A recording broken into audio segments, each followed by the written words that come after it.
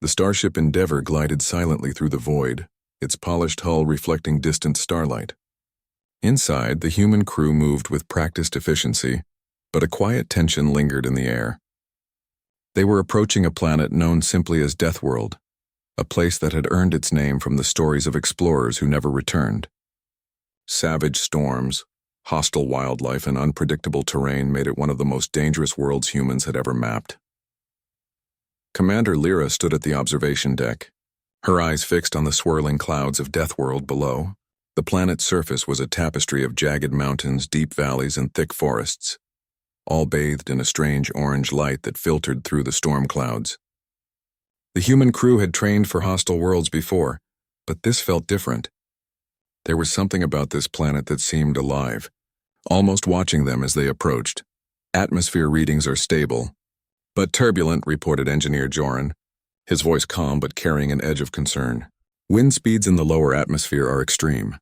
Any landing attempt will require careful calculations. Lyra nodded. Understood. Prepare the landing team. I want to meet the natives if we can. Let's see what makes Deathworlders so unique. The term Deathworlders was whispered among humans for a reason. These were humans who had evolved on Deathworld over generations, shaped by its dangers. Reports suggested that they displayed no fear, no hesitation, no sign of panic in situations that would terrify ordinary humans. Scientists had studied their physiology and psychology, but nothing explained their complete lack of fear. The shuttle detached from the Endeavour, descending through the stormy skies. Lightning crackled across the clouds, illuminating the jagged mountains below.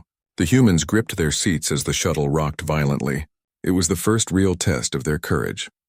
When the shuttle touched down on a plateau near a dense forest, the crew held their breath. Outside, the landscape was as unforgiving as the reports had promised.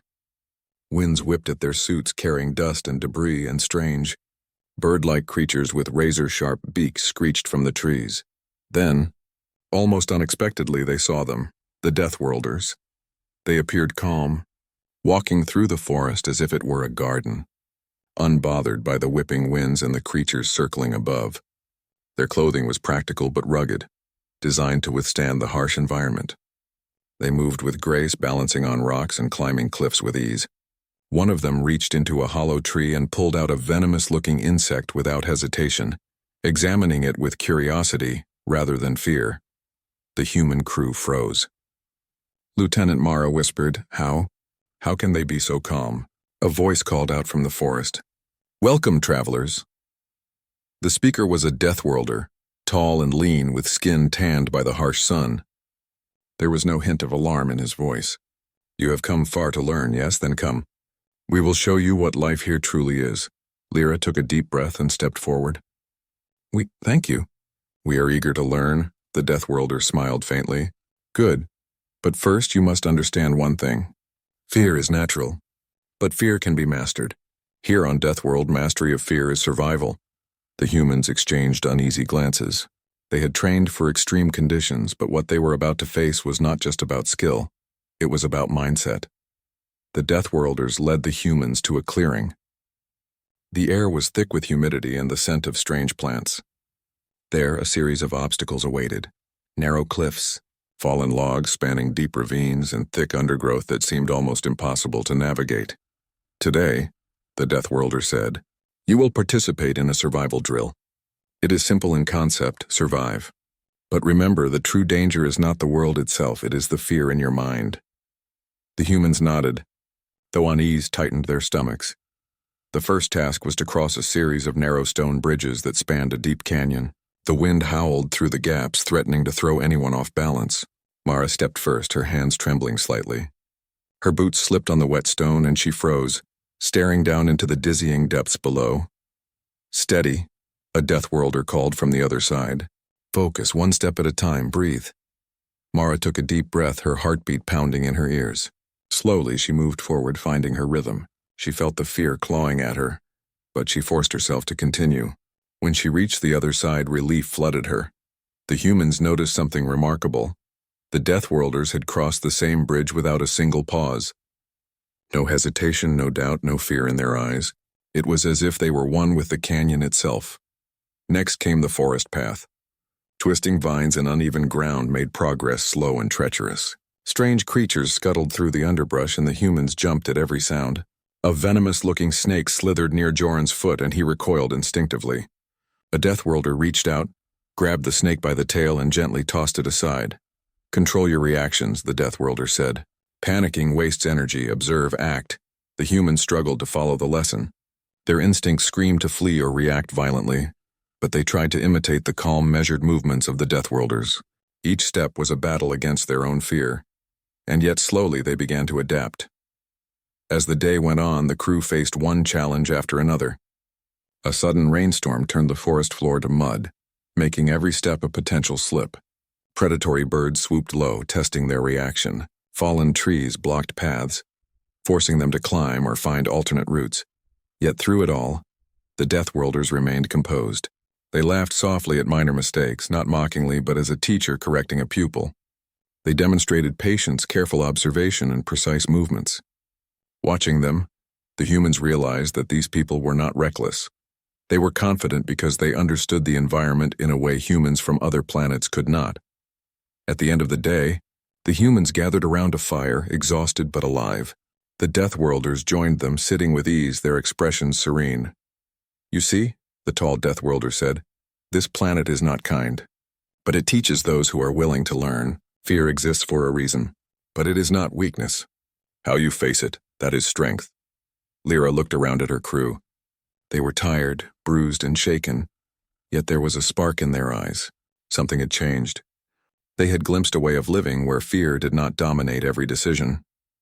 As night fell, the storm clouds above parted briefly, revealing stars that seemed brighter and closer than anywhere else in the galaxy. The humans stared upward, realizing that despite the dangers, Deathworld had a strange, almost majestic beauty. "This is only the beginning," Lyra whispered. She knew the coming days would test them in ways they could not yet imagine. But for the first time she felt a flicker of hope. Perhaps humans could learn to survive here, not just by skill, but by mastering fear itself. And somewhere deep in the forest, the Deathworlders watched, their faces calm, knowing that the humans had taken their first step toward understanding what it truly meant to live on Deathworld. The sun rose over Deathworld, casting long shadows across the jagged terrain. The humans woke to a chill wind, the air thick with humidity, and the scent of wild vegetation. Their muscles ached from the previous day's challenges, yet a strange energy lingered among the crew. The experience of witnessing the Deathworlders' calm composure had left an impression. Fear could be managed, perhaps even mastered. Commander Lyra gathered her team near the fire. "Today we begin the true survival drill," she said. Her voice was steady, but her eyes betrayed a mix of excitement and caution. "Yesterday was just an introduction. Today we test our limits." The Deathworlders stood silently, observing. One of them, a tall figure with sun-browned skin and sharp, calculating eyes, stepped forward. "You have learned the first lesson. Fear slows you. But today you will see how courage guides action. Follow us, and pay attention to every choice you make." The humans nodded, and the group set out toward a dense forest. The path twisted. Between enormous trees, their trunks gnarled and roots tangled like serpents. Strange sounds echoed through the foliage. Chirps, screeches, and the occasional growl. The humans tightened their grips on their survival gear, every instinct alert. The first challenge was a river crossing. The water was swift and filled with sharp stones. Mara glanced at the Deathworlders, who were already stepping into the current without hesitation. "How are they so calm?" she whispered to Joran. "Focus," Joran replied. "Notice their movements. They trust their balance, not just the tools they carry." One by one, the humans attempted to cross. Mara's foot slipped, sending a spray of water over her boots. Panic surged, but she forced herself to breathe, to observe the rocks and follow the path the Deathworlders had taken. Step by careful step, she reached the other side, her heart racing but her fear beginning to diminish. The Deathworlders watched silently, offering guidance only when a mistake seemed dangerous. They explained the importance of measured movements and using fear as information rather than letting it control action. The humans began to see a pattern. Courage was not the absence of fear, but the ability to act despite it. Next came the forest path. Thick vines blocked their way, and the ground was uneven and slippery. Strange creatures peeked from behind trees and rocks, some harmless, others potentially dangerous. One of the humans, Tarek, froze when a large black predator with glowing eyes appeared in the shadows. "Move carefully," said a Deathworlder calmly, stepping forward. The creature regarded him for a moment, then turned and disappeared into the underbrush. "Fear can blind you. Watch. Learn. Do not rush." Tarek exhaled and began to follow the path, imitating the controlled steps of the Deathworlders. The forest, once intimidating, began to feel navigable. Every careful action, every steady breath made him more confident. As the day progressed, the challenges grew harder. The humans faced climbing cliffs slick with rain, leaping across gaps, between jagged rocks and navigating thorn-covered plains. Every step tested their skill and their courage. At one point, the crew encountered a narrow canyon. The walls rose steeply on either side, and a deep chasm lay below. The wind whipped violently, threatening to throw them off balance. The Deathworlders crossed first, their movements precise, their eyes focused. Mara's palms were sweaty, and her mind screamed to step back. But she remembered the lessons she had learned: steady breathing, careful observation, trust in movement. She placed one foot on the first rock, then the next, feeling her fear transform into sharp attention. Step by step she crossed. When she reached the other side, she realized she was beginning to understand what the Deathworlders had shown her. The mind could adapt as much as the body. Lunch was a simple affair, gathered from the forest. The humans hesitated at first, unsure which plants were safe, while the Deathworlders moved with confidence. One of them handed Joran a bright red fruit. "Try it. Observe. Taste. Nature provides if you respect it." Joran took a small bite. Sweet and slightly tart, it was edible and nourishing. The humans laughed softly at their own hesitance. The Deathworlders smiled but said nothing. Their calm patience spoke louder than words. The afternoon brought a new challenge, navigating a series of natural traps. Large pits, camouflaged by brush, dotted the forest floor. Branches snapped under weight, sending alerts to unseen predators. The humans had to move carefully, listening to the sounds of the forest, watching for subtle clues in the terrain.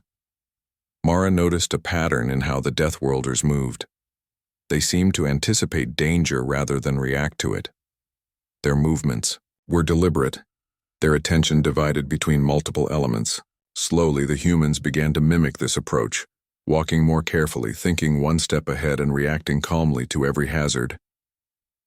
Then came the ultimate test of the day: a predator encounter. A large, four-legged creature emerged from the shadows, its eyes glowing. Its teeth were sharp, its movements fast. The humans froze instinctively, their training battling with their fear. The Deathworlders did not panic. One stepped forward, speaking in a calm, low voice. The creature hesitated, then lunged.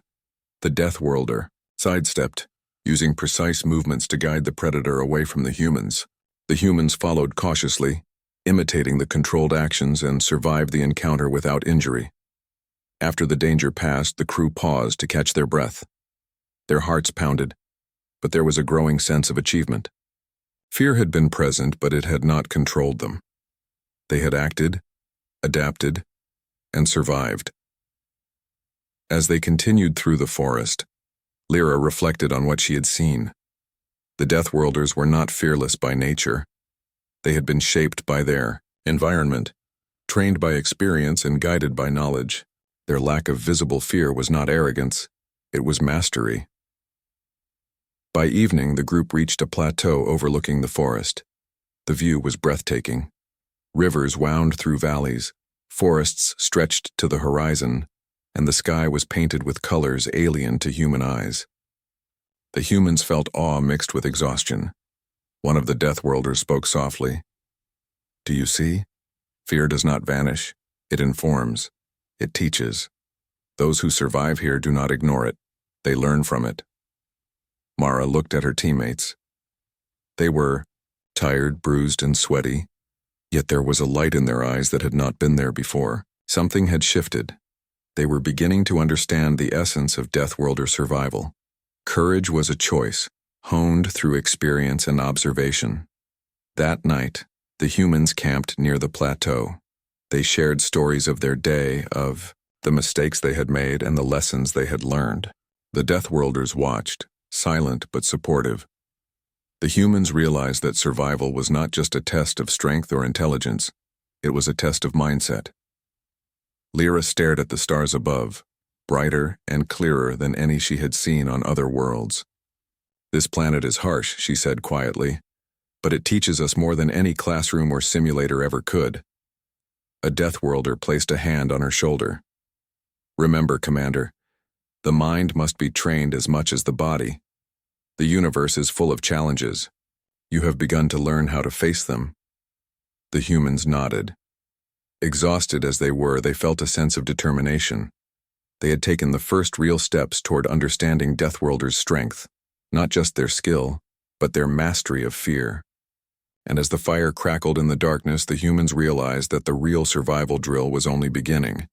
They had seen the calm, the precision, and the courage of the Deathworlders. Now they would need to internalize it. Fear would test them again. And only those who learned to act despite it would survive the days ahead. The forest around them was alive with sound. Predators calling, leaves rustling, and the distant roar of unseen rivers. Yet for the first time, the humans felt a quiet confidence. They had begun to understand that Deathworld was not just a place of danger, it was a place of growth. They would survive. They would learn. And slowly, through every trial and challenge, they would begin to think, move, and act like Deathworlders. The next morning, Deathworld awoke with an unusual intensity. The wind howled through jagged cliffs, whipping dust and debris across the plateau. Rain clouds churned overhead, dark and threatening. The humans of the Endeavor landing party gathered, each one silently preparing for the next stage of the survival drill. Commander Lyra surveyed her crew. They had survived the first day's challenges, learned to manage fear, and begun to mimic the calm, deliberate actions of the Deathworlders. Yet she knew that the true tests were only just beginning. The planet did not forgive overconfidence. A tall Deathworlder, his eyes calm despite the storm brewing around them, stepped forward. "Today the environment itself becomes your teacher. Rivers will rise, predators will move, the wind will test your balance. Watch closely, act deliberately, learn quickly." The humans nodded and followed as the group descended into a forest at the base of a mountain. The ground was slick from rain, roots exposed like natural traps, and low-hanging branches whipped at their faces. Every step demanded attention. Every choice carried potential danger. The first real test came within minutes. A sudden flash flood surged down a narrow stream bed, the water rising rapidly and carrying debris. The humans froze, panic threatening to seize them. One of the Deathworlders calmly stepped into the water, testing the depth with a long branch, and called to them. "Move now. Hesitation will cost you." Lyra led her team forward. Each step was deliberate, measured against the force of the current. Mara slipped once, nearly toppling into the rushing water, but a Deathworlder caught her elbow, steadying her. They learned quickly. On Deathworld, hesitation could be far more dangerous than the hazard itself. Once across, the humans found themselves in a dense section of the forest where predators moved silently, watching from the shadows. Strange wolf-like creatures with sleek black fur prowled among the trees. The humans instinctively froze at every rustle, but the Deathworlders moved confidently, noting the subtle signs of predator movement. "Observe," whispered one of them to Mara. "Fear is information, not weakness. See, listen, decide." By mimicking the Deathworlders' careful steps and sharp observation, the humans managed to navigate the predator's territory without alerting it. Each avoided danger reinforced a growing confidence. They were learning to act despite fear, to use it as a tool rather than a trap. Later, the group reached a cliffside path that had been carved by centuries of erosion. It was narrow, barely wide enough for a single person, with a sheer drop on one side. The wind gusted unpredictably, threatening to throw off even the most careful traveler. Tarek swallowed hard. "I don't know if I can do this," he admitted, gripping the rock face. A Deathworlder stepped beside him, their calm presence grounding him. "Fear is not weakness. Look at your path. Focus on each step, not the drop below. Trust yourself, Tarek nodded, exhaling slowly. Step by careful step, he began to traverse the cliffside. His heart pounded, but with each movement his panic lessened. Mara followed him, steadily moving, while Lyra maintained a watchful eye on the entire group. The next challenge came unexpectedly. A sudden downpour turned the ground beneath them to slick mud.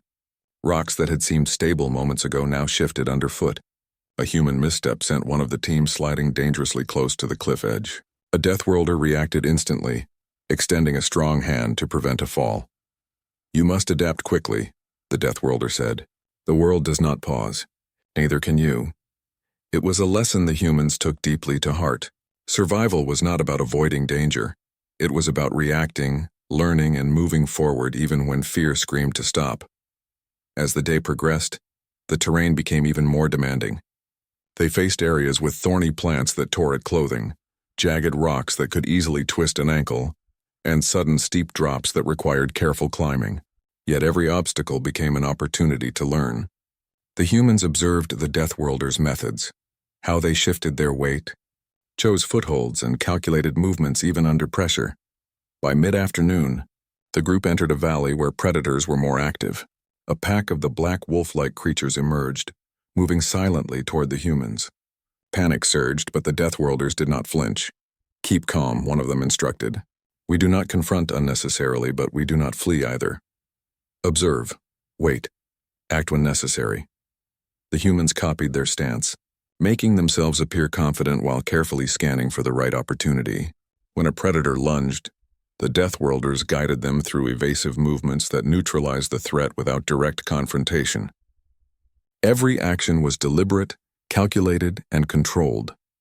After the predator encounter, the humans paused to catch their breath. Their hearts raced, yet they felt a growing sense of mastery. Fear was still present, but they were beginning to understand that fear was not the enemy. It was a signal to act intelligently. The final challenge of the day awaited, a narrow canyon leading to a river gorge. The walls were high and unstable, with rocks ready to fall at any moment. The wind roared, threatening to push them off balance. The humans moved slowly, each footstep deliberate. Suddenly, a section of the cliff gave way. Rocks tumbled down toward the humans, and instinctive panic threatened to take over.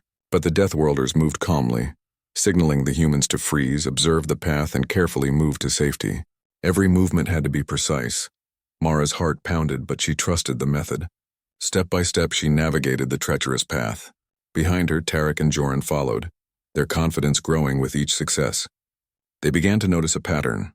Danger on Deathworld was constant, but panic made it worse. Calm, observation, and precise action were the tools that enabled survival. By evening, the humans reached a plateau overlooking the gorge. The view was both breathtaking and terrifying. The river below roared through jagged rocks, and far off, lightning struck the cliffs, illuminating the wild landscape. The humans gathered, exhausted but alive. A Deathworlder stepped forward. "Today you faced real danger. You felt fear and yet you survived. That is the first step to mastering it. Remember, fear is natural. What matters is how you respond." Lyra looked at her team, pride and relief shining in her eyes. The humans had struggled, yes, but they had also grown. They had acted despite fear, learned from the Deathworlders, and survived challenges that would have overwhelmed most off-world humans. The crew set up camp, tending to minor injuries and sharing their thoughts. Mara admitted, "I never thought I could stay calm during that flood or the cliffside crossing. But watching them, it was like fear didn't exist for them, and it gave me hope I could control mine." Joran nodded. "It's not that they are fearless. They just know how to use fear. They let it guide them instead of letting it stop them."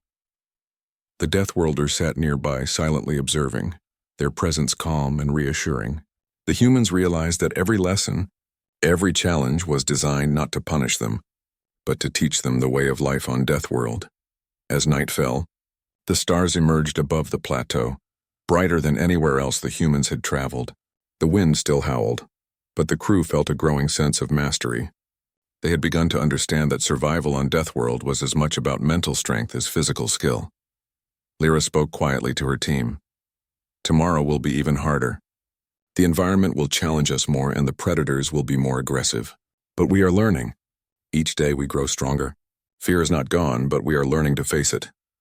The humans nodded, their exhaustion replaced by determination. They had taken the first real steps toward becoming more than ordinary humans. They were learning the Deathworlder way. Courage was born from observation, precision, and the ability to act despite fear. And somewhere in the forest, the Deathworlders watched, knowing that the humans had survived not just the dangers of the day, but the first lessons of mastering fear itself. Tomorrow the challenges would escalate, and the humans would have to prove that their growth was more than temporary, that they could truly survive on a planet that tested every fiber of their being. The dawn on Deathworld was sharp and cold, the air carrying the scent of wet earth and distant rain. The human crew of the Endeavour landing team gathered near the edge of a steep canyon, where the next stage of the survival drill would begin. Today the challenges would push them to their limits. The previous days had prepared them in part, but now the environment itself would demand courage, quick thinking, and teamwork. Commander Lyra surveyed her team. Mara, Tarek, Joran, and the others looked tense but determined. They had learned the basics, how to control fear, how to observe their surroundings, and how to act deliberately. But this stage would test them in ways that were unpredictable. A tall Deathworlder stepped forward, his eyes calm and unreadable. Today you face the heart of Deathworld. Every step, every decision will carry risk. Fear will be present. What you choose to do with it will determine your survival. The humans nodded, their nerves tense but focused. The path ahead was a canyon filled with jagged rocks, rushing rivers, and dense underbrush. Even the trees seemed to lean toward the narrow passage, as if warning them of danger. The first challenge appeared almost immediately. A narrow ledge ran along the cliff face, slick with rain. Below, the canyon dropped sharply, with jagged rocks at the bottom. One wrong step would be fatal. Mara's heart pounded. She had never faced such a precarious situation. Tarek hesitated beside her, visibly shaking. Lyra placed a hand on his shoulder. Breathe. Focus on the path, not the drop. One step at a time. The Deathworlders moved first, steady and unflinching. They demonstrated balance, precision, and calm. The humans followed, imitating their movements. Each step required concentration, each breath measured. Fear was present, but it no longer dictated their actions. Step by careful step, they crossed the ledge. Beyond the ledge, the canyon opened into a dense forest. The humans had little time to rest. Strange creatures prowled the underbrush, four-legged predators with long limbs and glowing eyes. The humans froze at the first rustle, but the Deathworlders moved with confidence, observing patterns and anticipating movements. Suddenly, a predator lunged from the shadows. Panic surged in the humans, but the Deathworlders acted instantly. They sidestepped, guiding the humans with calm authority. Every action was precise and calculated. The humans followed, reacting without hesitation. The predator, confused and unable to strike effectively, eventually retreated. Breathless but alive, the humans realized that the Deathworlders were not invincible. They were skilled. Their fearlessness came from understanding, observation, and practiced courage, not from the absence of danger. The next challenge was the river crossing. Unlike the small stream they had faced earlier, this river was wide and swift, rushing violently over jagged rocks. The humans prepared their gear, hearts pounding as they approached the edge. Observe the flow, one Deathworlder instructed. Do not rush. Every movement must be deliberate. Trust yourself. Trust your team. The humans stepped in, feeling the current tug at their legs. Mara slipped once, nearly losing her balance, but Tarek caught her arm, steadying her. The team had begun to trust each other, working together to survive. Step by step, they reached the opposite bank, wet, exhausted, but triumphant. As they continued through the canyon, the challenges intensified. The ground was unstable, rocks ready to give way. Thunder rumbled overhead, and lightning flashed across the cliffs. Every step demanded attention and courage. A sudden rock slide forced the team to scramble for safety. One human, Joran, slipped and hung precariously from a narrow ledge. Mara lunged to grab his hand, but he was too far. A Deathworlder reacted instantly, extending a hand with calm precision.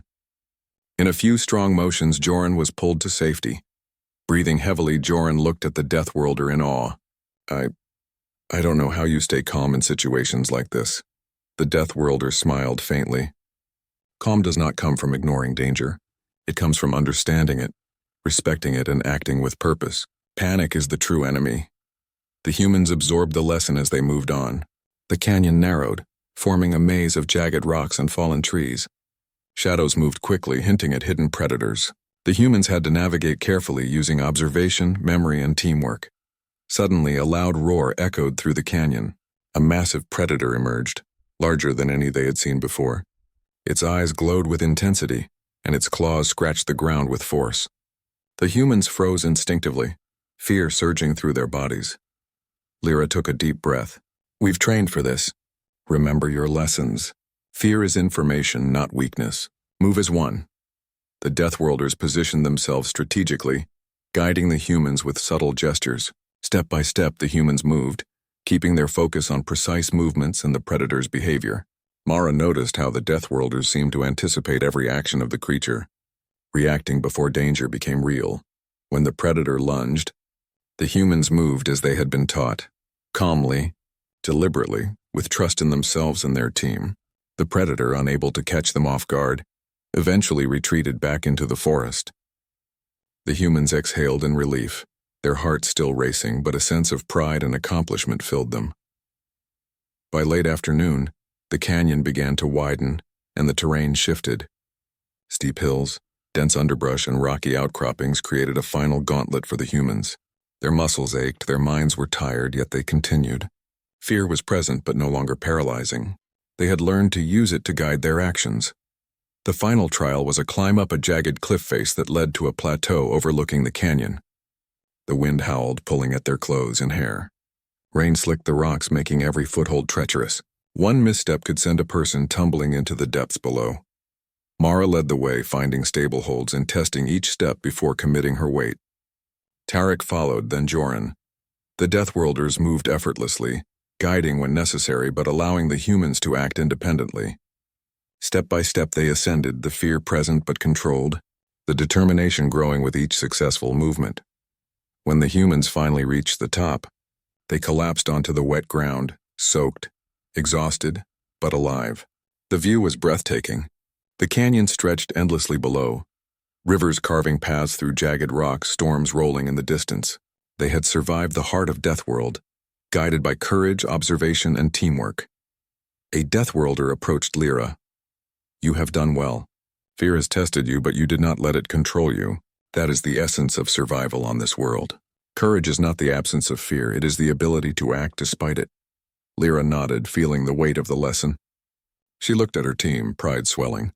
They had grown stronger, braver, and more capable in ways they had not imagined possible. They were beginning to understand the true meaning of Deathworlder survival: adaptability, observation, and the mastery of fear. As night fell, the humans set up camp on the plateau. The storm passed, leaving a clear sky dotted with unfamiliar stars. The air was cool and crisp, carrying the scent of wet earth and vegetation. The humans shared stories of the day, their mistakes, and their victories. They laughed softly, exhausted but bonded by shared experience. Mara looked at the stars above. I never thought I could stay calm in that canyon or face that predator, she admitted.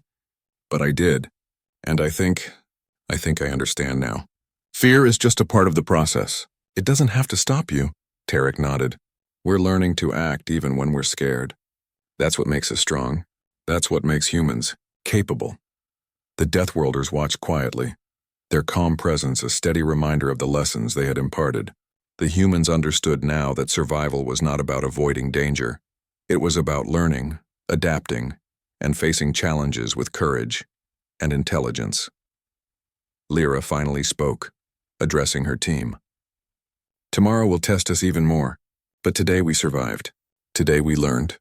We are stronger, smarter, and braver. We are becoming more than ordinary humans.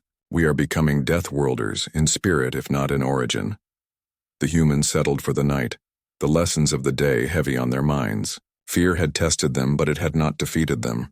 The true test of courage was still ahead, and they would face it together, stronger than before. The council chamber stretched across the void of space like a living constellation. Hundreds of species had gathered here, each representing their homeworlds, their voices echoing in 1,000 languages. Some spoke in sounds, some in colors, some in vibrations that tickled the senses. But today all eyes, or their equivalent, were fixed on the newcomers. A small human starship glided into the chamber, its surface smooth and silver, with designs that spoke of function over flair. Compared to the massive, ornate ships of other species, it seemed almost fragile. Yet there was a confidence in the way it moved, a subtle assurance that it belonged here despite appearances. Inside the ship, the human delegation prepared quietly.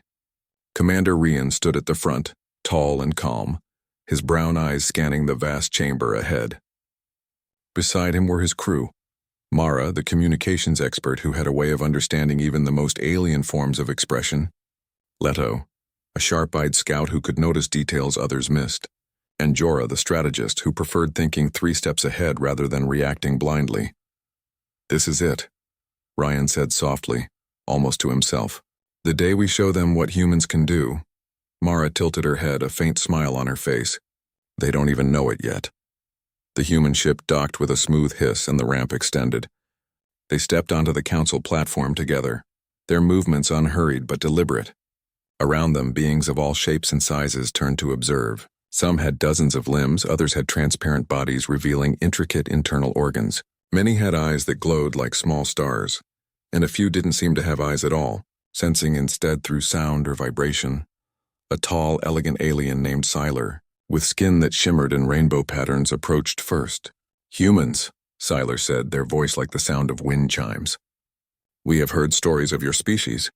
Fragile, unpredictable, and primitive. What makes you think you can participate in this council?" Ryan inclined his head respectfully. "We do not claim to be the most powerful or the most advanced. But we survive, we adapt, and we learn quickly," the aliens murmured among themselves. Some laughed softly, clearly entertained by what they thought was a bold claim from such an unassuming species.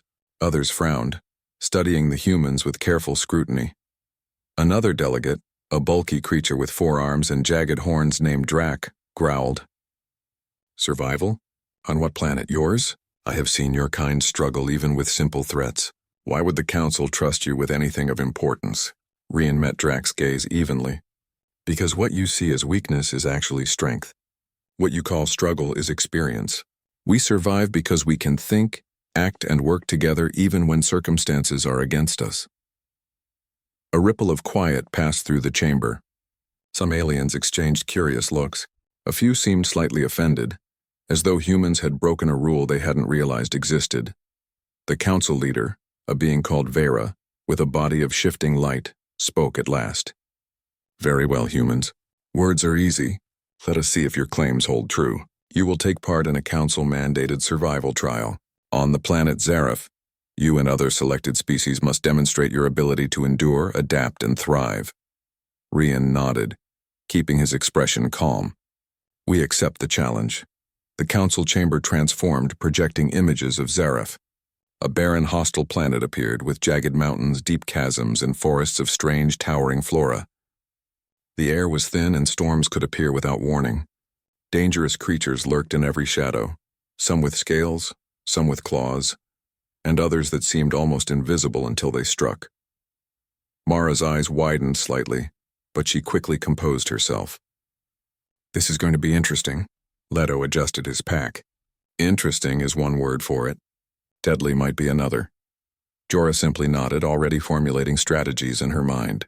"We survive. That is the goal. Everything else follows." The council teleported them to the surface of Zareth in a blur of light. The humans felt the harsh wind immediately, cold and sharp against their skin. Dust stung their eyes and strange sounds echoed from distant forests.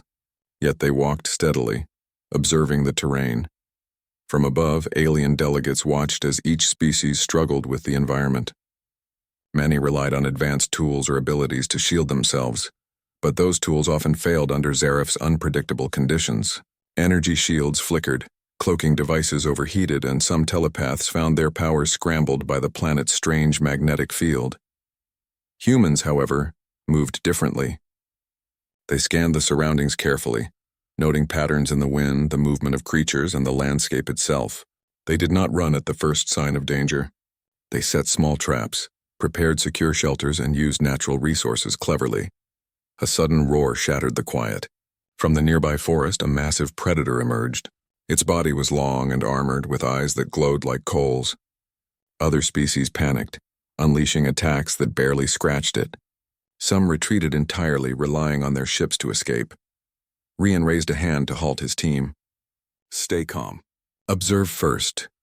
The humans spread out strategically, positioning themselves near natural obstacles and using the terrain to their advantage. Leto climbed a rocky outcrop to distract the predator, while Mara lured it closer with sounds mimicking smaller creatures. Jorah coordinated movements, signaling when to move or act. The predator lunged and the humans reacted in perfect synchronization. They avoided direct confrontation, using clever maneuvers to tire the creature and lead it into a natural trap. Within moments, the predator was subdued, not destroyed but controlled through strategy and instinct. The alien delegates above watched in stunned silence. Some whispered to each other, disbelief written across their faces. The humans had done something none of the other species had managed. They had survived without relying on overwhelming power or advanced technology. Instead, they had relied on cunning, observation, and teamwork. Sylar's glowing form flickered. Impressive and unsettling, they admitted quietly. Drac growled again, but there was a note of respect this time. I did not think your kind capable of such. His words trailed off as he continued to observe the humans. Rian and his team gathered near their shelter as the storm began to rise. We do not underestimate them, he said softly. They underestimate us instead. Let's make sure they understand before this ends. Night fell quickly on Zareth. The humans huddled together, maintaining a watchful eye on the dark forests. Creatures prowled at the edges, and the wind carried strange, eerie sounds, but they were ready. They had survived the first encounter, and they were beginning to show the council that humans were not to be dismissed lightly. Somewhere above, in the council chamber, murmurs grew louder. Aliens debated whether humans were allies or potential threats. None of them had ever seen a species with such adaptability combined with a subtle, quiet strength. None had expected the humans to not only survive but thrive in conditions that would have destroyed others. Rian looked at the stars through the thin atmosphere. We've only begun, he said. They are watching. Now they will learn. Mara smiled faintly, her eyes reflecting the distant lights of the council ships above. They will learn, all right, just not the way they expect. As the first night on Zareth deepened, humans slept lightly, alert but at peace. Their instincts, honed by countless generations of survival on Earth, were ready to guide them through whatever trials lay ahead. The council might see them as primitive, fragile, or unpredictable, but Rian knew something the aliens did not. Humans were hunters, thinkers, and survivors. And when pushed, they could unleash a predator instinct unlike anything the galaxy had ever witnessed. The wind howled across the jagged plains, carrying with it a promise. Humanity had arrived, and the council would remember this day forever.